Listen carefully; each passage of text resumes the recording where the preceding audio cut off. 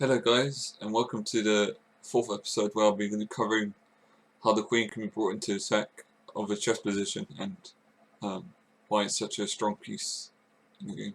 As you may have already noticed, the rook, the knight, and the bishop all come in pairs, but the queen and the king only start off as one of them because the queen covers the diagonals and the vertical and horizontal axis. So in some cases, you could say the game's never over when the queen is still on board. So as you can see in this position, white's down quite a lot of material. A rook's, two pawns that could potentially become queens, and a knight. But because they're so undeveloped and the black king is wide open, and the queen is such a strong piece, it can keep delivering checks to the point where um, black's has to end up repeating moves, and when when there's a free move repetition, um, it ends up being a draw. So in this position, even though white's going to lose if they give black some turns to move around the pieces because they've got much more firepower, white can prevent black from even having a chance to do anything by giving loads of checks with the queen, because the queen is very nimble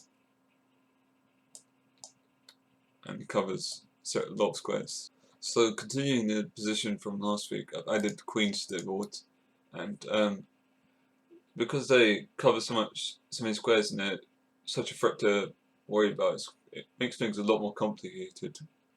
But apparently it's still winning for white, and I guess it's because it's white's turn to move first with the position I've set up. So I'll copy this code and put it in the description.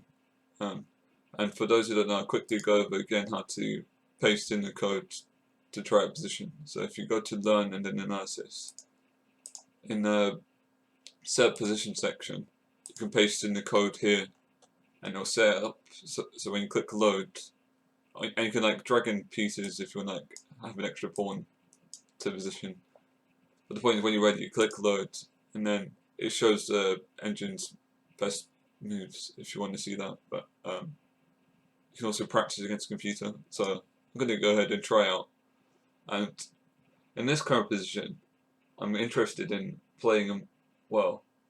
I mean, I've just kind of had a look at it again. So I was thinking of just capturing this pawn here, and the reason is because I was thinking of potentially giving a checkmate to this square, but now I realise these knights are actually covering that square, so it's not even going to be possible anytime soon to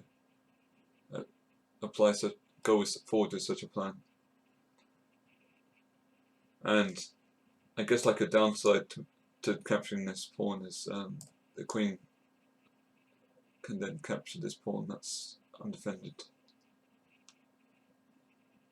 But I guess this pawn's undefended to begin with, so maybe capturing here is probably the best move, I'd say, because it makes sure that. So I think the new plan and the best plan is to capture this pawn here, because now the pawn's defended. Okay, apparently that's not the best plan, but the idea is that now that this pawn's defended and it applies an attack on the queen, so now black's moved their queen down to this square, attacking this pawn that's undefended. So knights are good at covering these squares, because I was thinking capturing, and then if the pawn captures, I could potentially do that, but the knight, as mentioned in the last episodes, make sure how many pieces are attacking and how many pieces of the opponent's pieces are defending before you go forward with something. And the knights are quite infamous for how good they are at defending. I'm going to just try and capture this pawn and see what happens. If you ever find that a position is too difficult, just trade off pawns or pieces, and then there's less things to be worried about. I'll just capture this, and then okay. See, I was kind of hoping they would never move this knight, because this bishop was looking to attack it, but that bishop was currently defending it. So if I could somehow get this bishop to move away from this square, this bishop could capture that knight for free. But now that's no longer an idea.